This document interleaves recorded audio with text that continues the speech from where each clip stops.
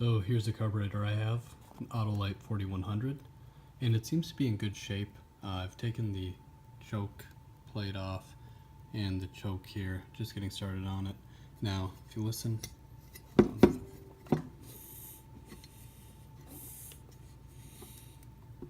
that's a secondary, you hear it breathing there. Sounds like that's working pretty well. The accelerator pump though, that's a bit sticky. It actually looks pretty good here. My favorite part of an Autolite 4100, they'll actually run like this, open up, the bowl's exposed. Looks really clean. Not a whole lot of scale or anything at the bottom there. But because I know nothing about it, we're going to give it a full rebuild. And I have the full kit here. Mike's carburetor parts, comes with the idle screws, new floats, and of course needle and seat, everything you need.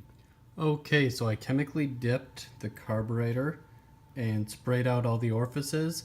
Everything looks much better now, got a lot of gunk out of there.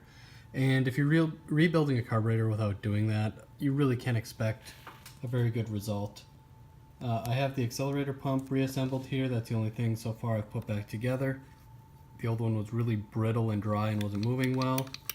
And this one, that one's gonna work. So we'll throw together the rest here.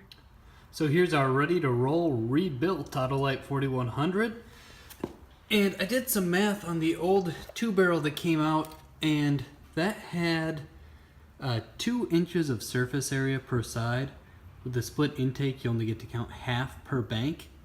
And the intake ports are over 3 inches. So that was a huge bottleneck. Now these, we double that. We're over 4 inches through the carburetor per side with a 3-inch port, meaning this carb can deliver all the air and fuel that engine can ingest. And it's going to be much, much happier. So that's a quick breakdown of the Autolite 4100 I'm using.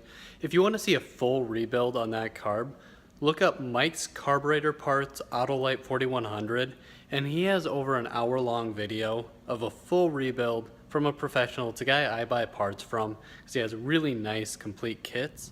Here's my setup for breaking in the engine. Have a timing light hooked up and ready to go.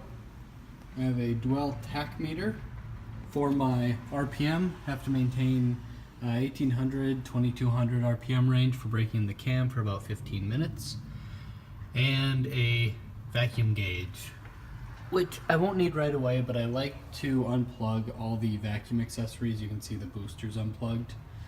Just so if there is any problems, they don't show up during that break-in period. And I put the vacuum gauge in instead so I can just kind of monitor the engine as it's breaking in.